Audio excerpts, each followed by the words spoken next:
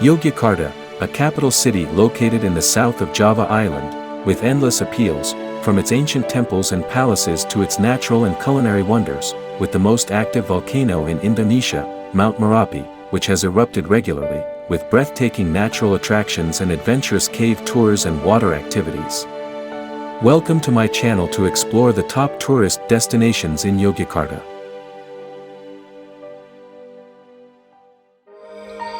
It's our first day of the Yogyakarta tour and we started very early, around 3:30 in the morning, to witness the golden sunrise from the Puncak Setumbu hill. It takes around 90 minutes of drive to reach the hill from Yogyakarta city.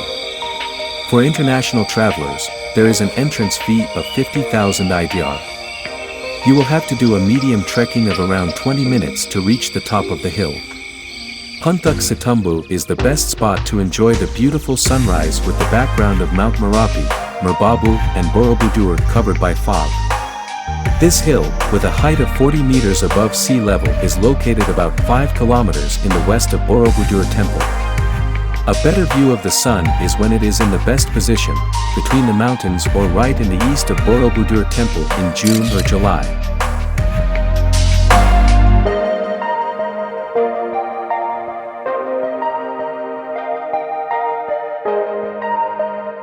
We are on our way to visit the world's largest Buddhist temple Borobudur, which is just 4 kilometers away from Puncak Setumbu hill.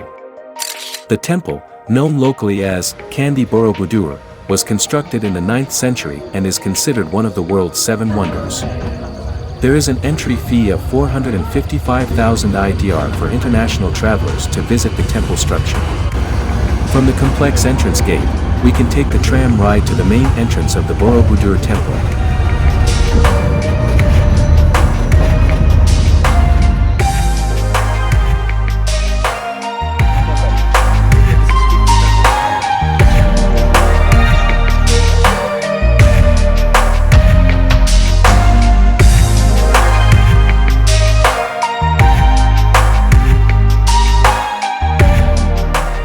Borobudur, the largest Buddhist temple in the world, is a popular destination for tourists and pilgrims alike. It is a massive structure built in the form of a step pyramid consisting of 9 stacked platforms, 6 square and 3 circulars, topped by a central dome. Once you take the entrance ticket to the temple complex, you will have to collect a special slippers and will have to wear these slippers while entering the temple premises. You will have to wait until you will be allotted with a guide for a group 15 people or so. Our guide was knowledgeable enough to explain the history of the Borobudur Temple very nicely.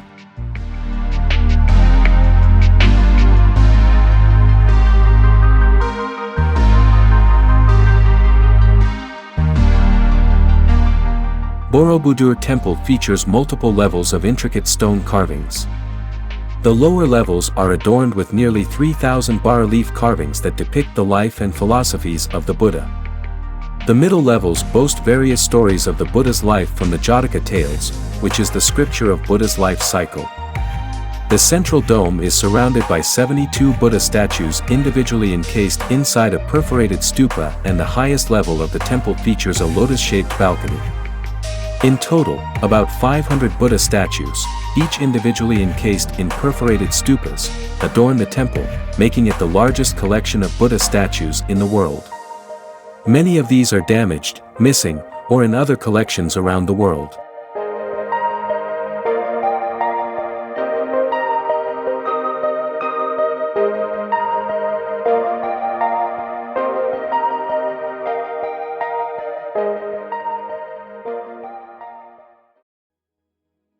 We are now on our way to take an off-road jeep on a Merapi lava tour, which is one of the most fun things to do in Yogyakarta.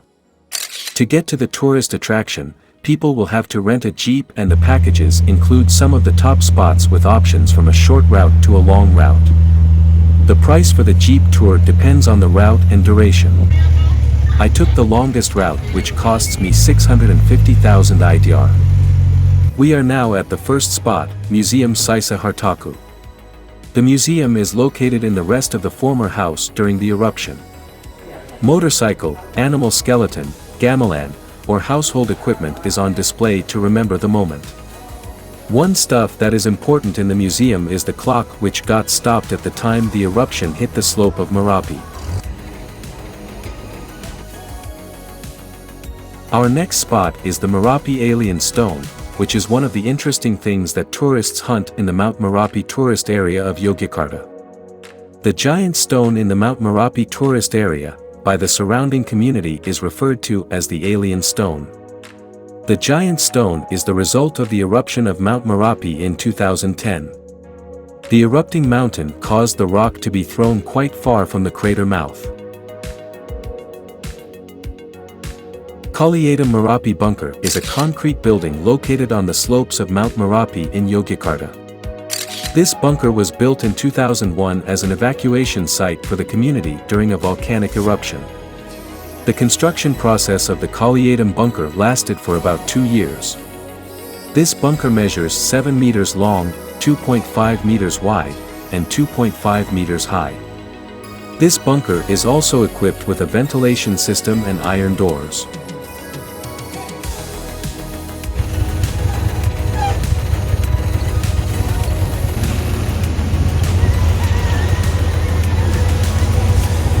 Before we ended our Merapi Jeep tour, we were taken for a thrilling Jeep drive through a river. Since it was summer, there was no much water and we all enjoyed the drive.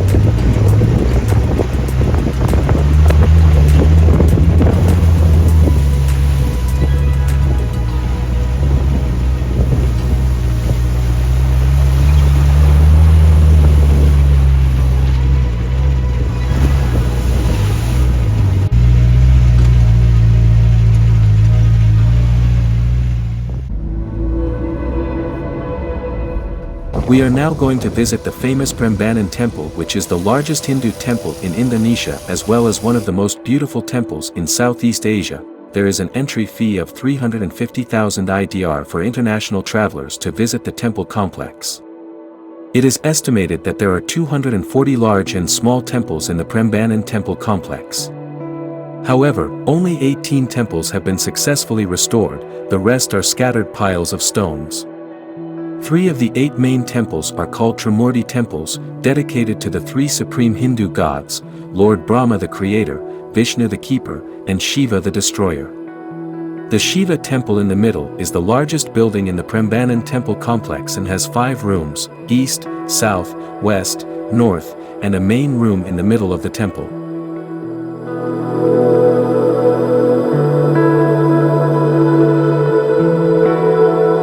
The Shiva temple is encircled with galleries adorned with bas-reliefs telling the story of Ramayana carved on the inner walls of the balustrades. To follow the story accurately, visitors must enter from the east side and begin to perform pradakshina or circumambulating clockwise. The bas-reliefs of Ramayana continue to the Brahma temple galleries.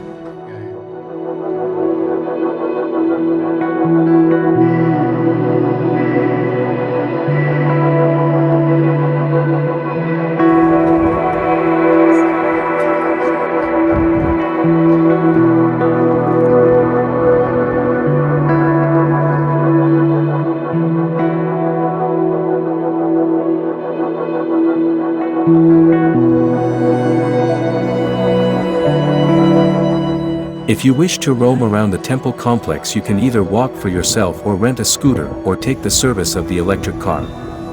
As you move forward, you will come across Candi Lumbung, which is a 9th century Buddhist temple and is located several hundred meters north from Prambanan Temple. This temple compound is composed of a main temple surrounded by 16 smaller temples in concentric formal layout. The architectural style is similar to those of the Sohu temple complex nearby. Sohu Temple is an 8th century Mahayana Buddhist temple, located 800 meters north of the Prambanan Temple. It is actually the second largest Buddhist temple complex in Indonesia after Borobudur Temple. Its name translates to 1,000 temples, stemming from its original number of structures. Although not exactly 1,000, the name hints at the temple's sprawling grandeur. Visiting Candi Seoul offers a profound experience, replete with opportunities to immerse oneself in history and spirituality. Start with a quiet walk around the central temple. Its towering structure retains an aura of ancient wisdom. The temple was severely damaged during the earthquake in Java in 2006. The structural damage is significant and the central temple suffered the worst. Large pieces of debris were scattered over the ground and cracks between stone blocks were detected.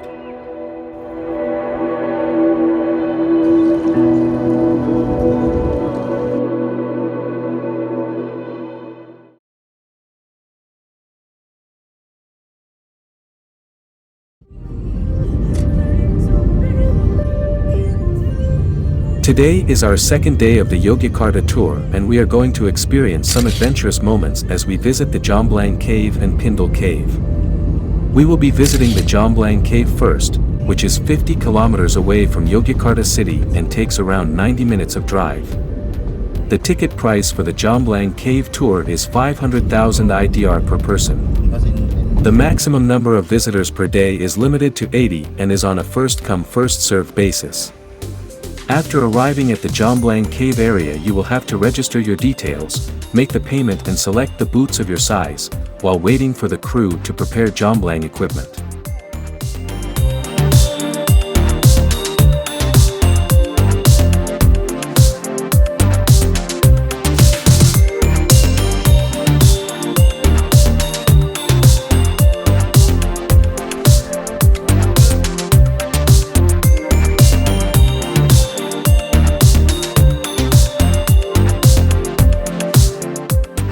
For thrill seekers, Jomblang Cave offers a challenging and adrenaline-pumping rappelling experience. With a height of approximately 60 meters from the ground, the rappelling sensation becomes even more challenging for tourists. For the first-time cave explorers, it will certainly be very risky if you don't know the safety guidelines for exploring caves. Use the rappelling equipment provided by the tour operator. Make sure the equipment is in good and safe condition. At the bottom of the cave with a view of an ancient forest, about 20 participants will be gathered to make a group, then 350 meters trekking through the Grubug Cave, which is famous for its unique and magical charm known as the heavenly light. The phenomenon of sunlight penetrating the cave's crevices creates a breathtaking panorama, resembling a one-of-a-kind natural painting. Inside, the magnificent stalactite and stalagmite formations, the crystal-clear underground river, and the diverse flora and fauna make Jomblang Cave a paradise for nature lovers.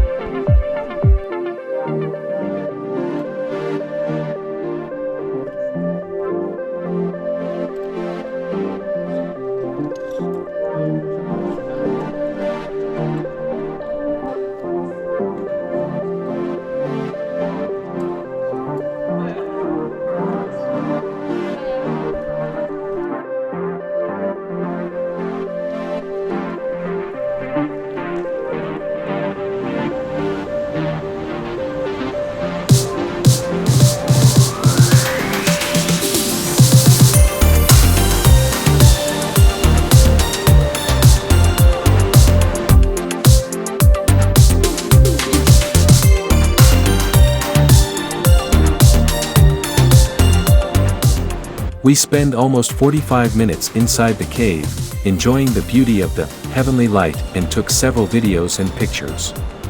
After which, we started our journey back to the cave entrance through pitch dark and slippery paths. As you walk through the cave, you can see formations hanging from the cave ceiling, stalactites, and growing from the cave floor, stalagmites, due to the deposition of dissolved minerals. Stalactites and stalagmites in Jomblang Cave come in various shapes and sizes, creating a stunning view. Always be aware of the slippery and wet cave terrain. Wear appropriate shoes and be careful when walking.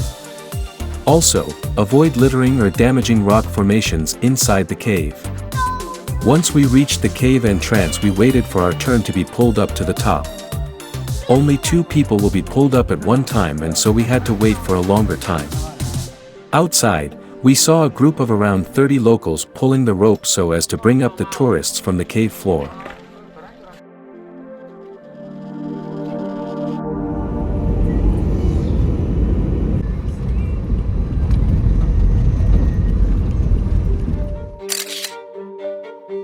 We are on another adventurous activity, the Pindul Cave Tour. Pindul Cave is a cave with underground river in Gunung Kidul, Yogyakarta, which is just 14 kilometers away from the Jomblang Cave. The cost of this activity is 200,000 IDR, which includes both Pindul Cave Tour and Oyo River Rafting. After collecting the ticket in the tube, you will be ferried to the starting point of the Pindul Cave tubing. The cave spans 350 meters with a width of up to 5 meters. An underground river flows underneath between the 2 caves opening. Pindul Cave is the home of the 4th largest stalactite in the world. Using rubber tires, visitors will be guided through the underground river. Prepare to enjoy the beauty of the stalactite and the stalagmite as visitors glide through the river on this donuts-like inflatable.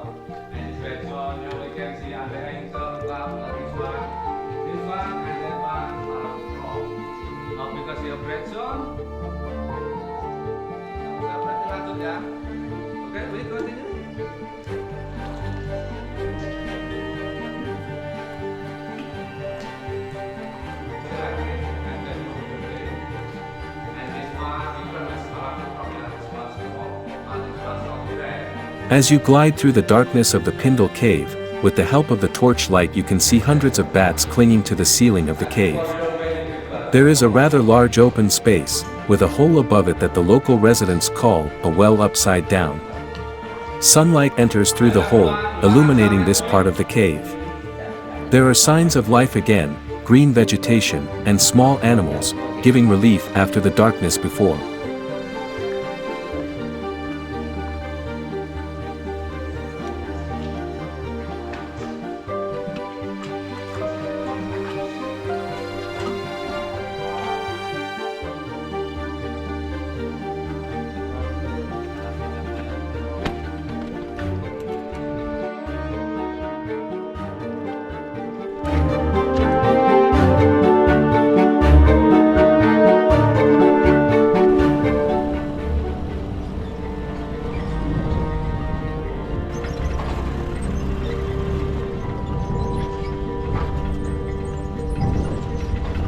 After the thrilling Pindul Cave tubing, you will be ferried to the Oyo River for rafting in a truck, and the drive takes around 15 minutes. The rafting is also done using the same rubber tubes which we used for the cave tubing. After crossing the river and walking through tough terrain carrying the tube, we finally reached the starting point of the river rafting. The river water was very muddy and it was not fit for swimming. Unlike Pindul's, the current of the river is stronger. It provides more thrills and adventures for those craving more adrenaline rush. Karst rocks neatly stand along the river beds, left and right. The high rocks will remind visitors of the Grand Canyon. Only this one is smaller and in a tropical setting. Small waterfalls scatter and flow in several spots. The journey on this river spans 1.5 kilometers and lasts typically around 90 minutes.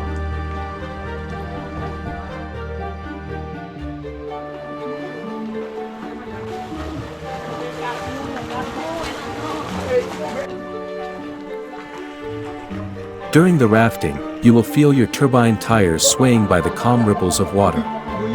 However, you don't need to be afraid because the Oyo River is fairly safe for those of you who are just starting rafting. The Oyo River has a calm and not too steep water flow. You will also be given various safety equipment when doing this activity. Usually when rafting the Oyo River, you will pass the wetting waterfall to rest. Well, you can take advantage of the moment to take selfies or swim around the waterfall.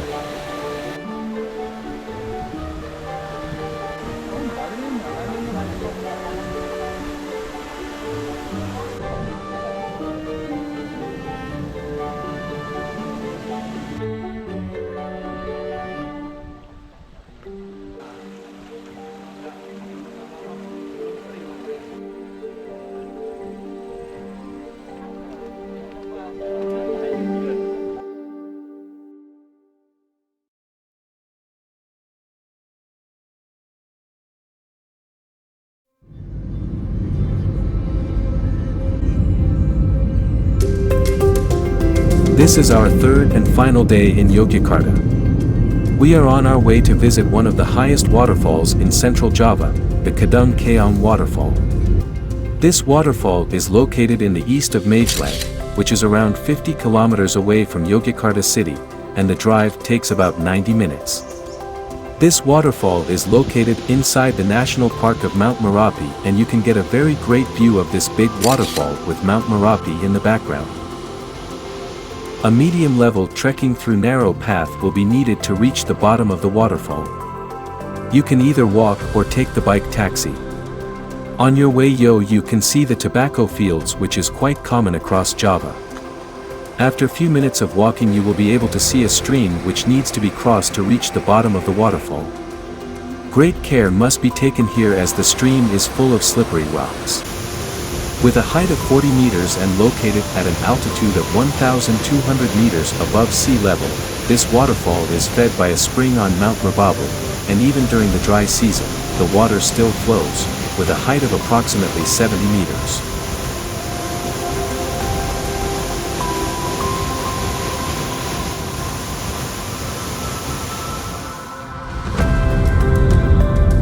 Magelang Regency is an area blessed by God with its various natural beauty. The topography of the area, which is surrounded by various mountains, makes the Regency, located at the middle point of Java Island, a prima donna. One of the tourist destinations in Magelang Regency that is crowded is the land of Khayangan. Its location at the foot of the cool Mount Merapi, plus a beautiful view of the plateau, also stands various buildings similar to those in fairy tales, such as castles, fortresses, to carriages that can be ridden. The charm of this place is even cooler with the existence of rice fields that provide a green and fresh feel. Visiting the land of Khayangan is indeed a complete experience for tourists. In addition to being able to take pictures, visitors are also provided with a place to eat that can be adjusted to the segment of visitors. This tourist destination in the land of Khayangan is open 24 hours, but for the best time if you visit here is in the morning.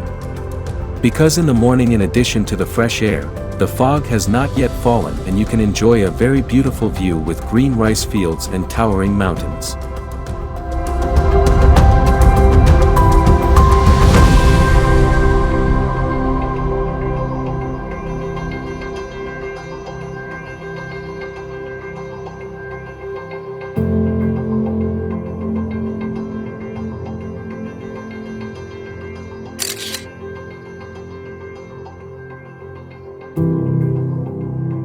Our 3 days Yogyakarta tour ends here.